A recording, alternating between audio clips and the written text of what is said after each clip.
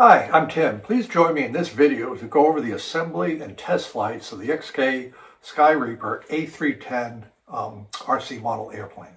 Let's get to it.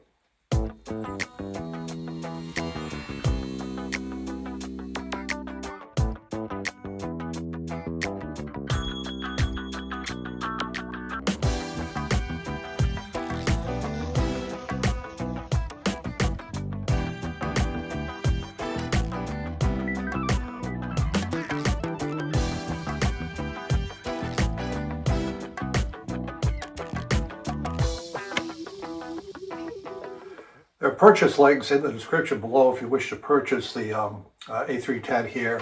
In addition, on the timeline, there'll be chapters. We'll give an overview of the airplane. We'll go over the history of the name. We'll do an unbox of the kit. I'll take you through how to put it together, some final conclusions on the assembled model. Then we'll take it out to the RC field for test flights. The name for this airplane can be a little bit confusing. You see A310 Skyreaper. And there's even on the website, there's a D-17 Beechcraft. I don't know why they have all those names there for the website. I know it's for the Google search purposes. You might type in a name, this will come up. What it really is either a Pitch Special or Christensen Eagle, which is a cleaned up version of the Pitch Special. I'm just going to call it a Pitch Special for here. It was a very popular homemade biplane made in the United States back in the 1940s. Very popular for aerobatics and things like that, and it's really a pretty good subject for this model right here. As an overview of this project, I'll just call it the Pitch Special. It's a 4-channel RC airplane with elevator, rudder, and ailerons plus throttle control. About a 16-inch wingspan. It weighs about 6.1 ounces. It has a 2-cell LiPo battery, a brushless electric motor, plenty of power. It goes together in just about a half an hour, very easy to assemble. It does have 6G stabilization. That means 3 are gyro stabilizers, 3 are accelerometers. You really need some sort of stabilization application for small models like this. It can be very twitchy and hard to fly without that. So we'll see how that all works out. So that is an overview of the airplane. You can see it presents pretty well. The servo down here for the ailerons. Everything else is inside the airplane.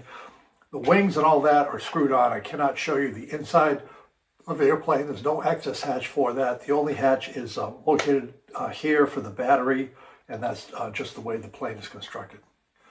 Before we do the unboxing, let's take a quick look at the website for this aircraft.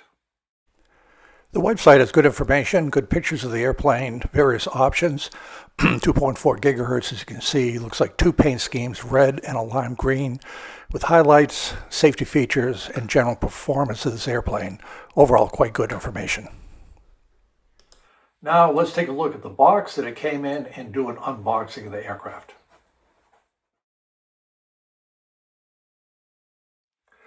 So let's take a look at the box of the Skyreaper A310. Sounds a little bit silly, but I like looking at the box. First impressions, see the care that goes in. Nice presentation here with the Skyreaper 310. Obviously it's a biplane. There's a built-in base that comes with it. There are 2 colors, the red and the lime green. It's got a handle, which is kind of nice. Nothing wrong with that. There's a quick overview on the side, just the size of the airplane.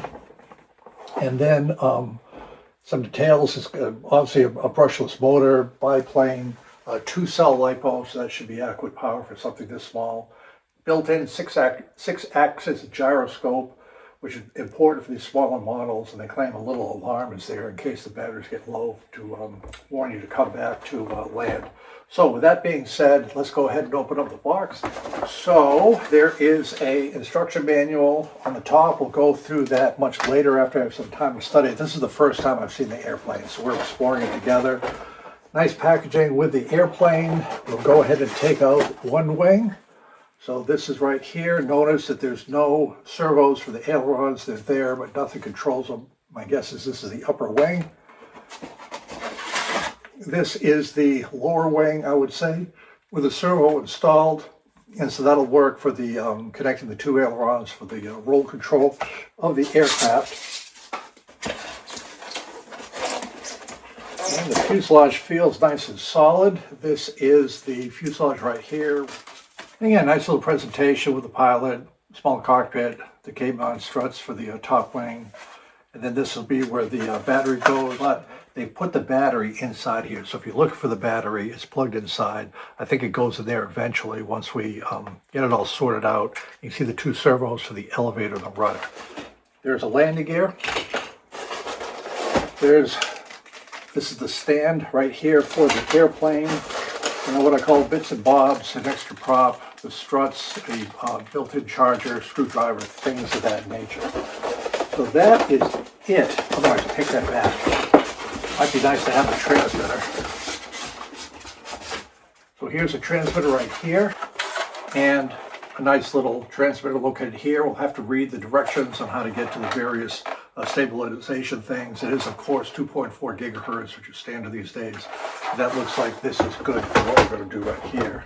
Now, I've double checked. Everything is out. So the next step is to study the instruction manual and start to assemble the aircraft.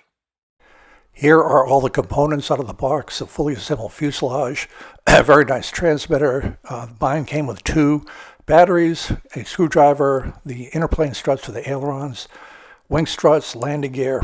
Notice a little R, L on the other one for right and left struts, a stand for the airplane, charger, upper wing, lower wing, and a pretty good instruction manual. Now let's take a look at the instruction manual that comes with this aircraft.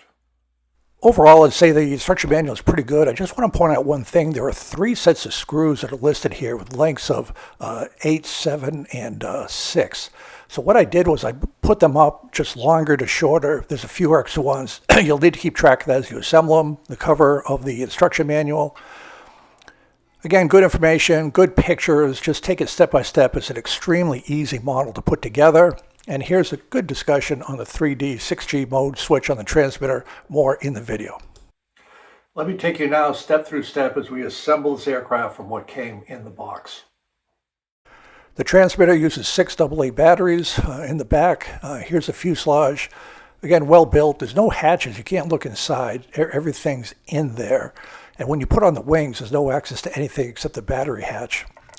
Underneath here, you'll see the hatch for the battery. There's a little twist tie to keep the battery connected there, which is good. And more detail, you have to connect the ailerons to that middle socket in there on the receiver board. The top wing is screwed in place with 2 screws. It aligns well, nice and level, just good engineering. Here's an in view of the electronics. You can see the one connection to the electronic speed control. We're going to take this from the ailerons and plug into that middle socket.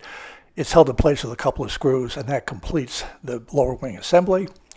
We do have to put in 2 struts. As I mentioned, there's a left or a right. There's a little L or right on the strut. Screws hold that in place. The 2 struts are in place, and here's the airplane so far.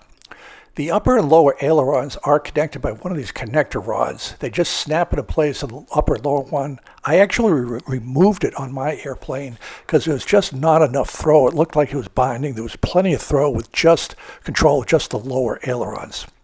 The landing gear simply screws into place with two screws. There's no big deal in that.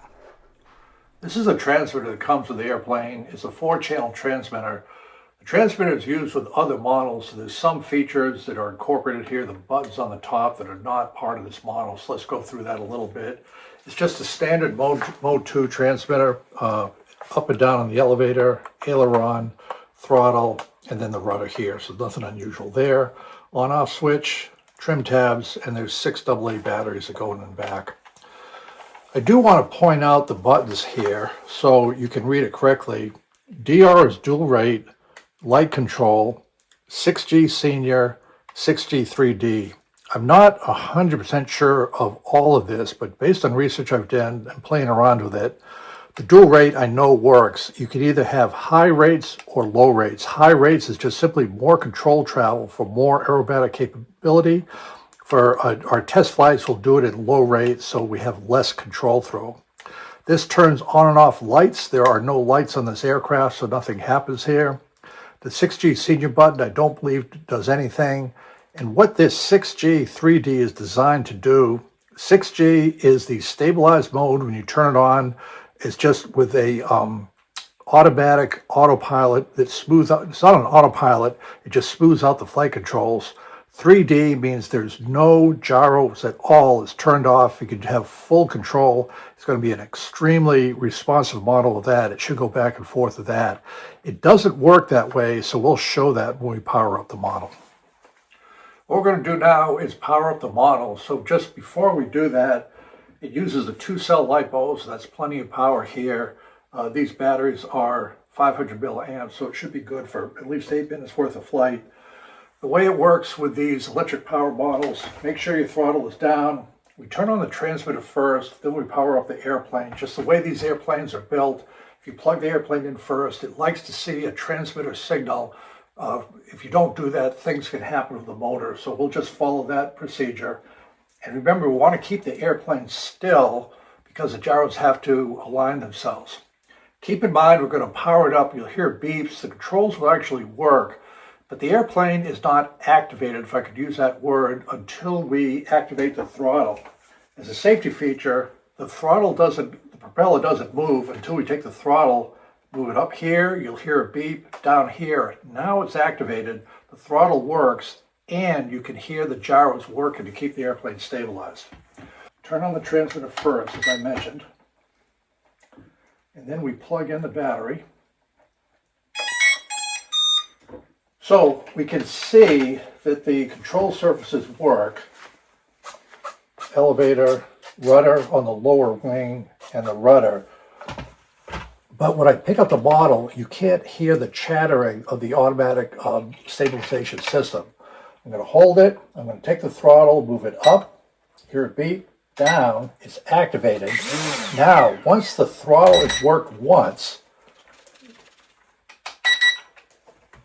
what will happen is the controls, you can hear them chattering. As I move the model, these control surfaces move to make it smoother and stabilized while it's flying.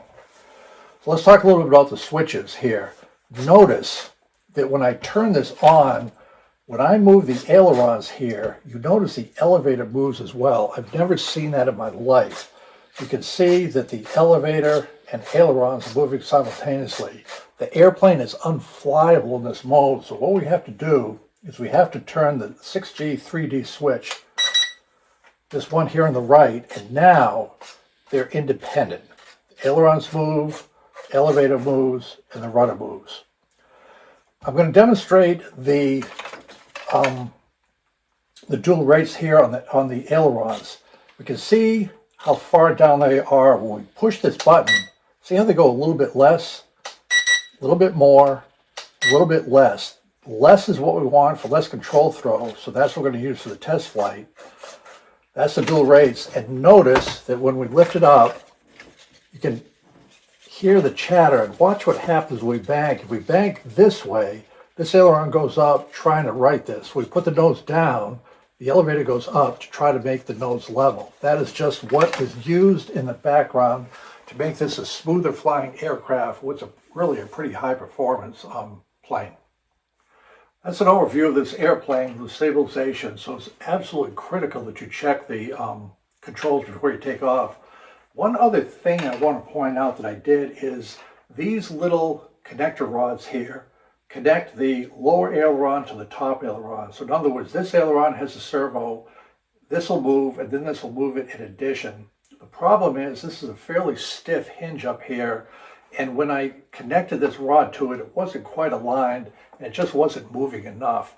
So to bypass that, we're going to use just the bottom ailerons for the bank control. It should be plenty for this model with the amount of throw we have it on. The model weighs about 6.1 ounces with the battery installed. The center of gravity is important. It balances out about the second screw back here. There is a note in the directions way in the back about how far back that should be. It's a little bit off from the normal 25% back because of the wing sweep, but it does balance out. I think we're all set for our test flights, so thank you for being here for this. We'll wait for a good weather day, and the next time I'll see you out at the RC field. A nice day out at the flying field, nice weather, so we'll go ahead and take it for a test flight. Here's a model on the bench. Again, looks very good. I like the red and white paint scheme. I think it's going to show up better when I fly, better than the lime green one. But again, your option. But it's a nice little airplane. So here's first takeoff. It took right off. Plenty of power, straight down the runway. Very happy. The 2-cell battery, brushless motor. Initial turn out of traffic. You'll hear this throughout the video. You've got to use coordinated controls, both aileron and rudder, to turn the airplane. It hunts a little bit in pitch. I think there's just a little bit more elevator control that I think were needed, but there's not much I can do in this transmitter to reduce it.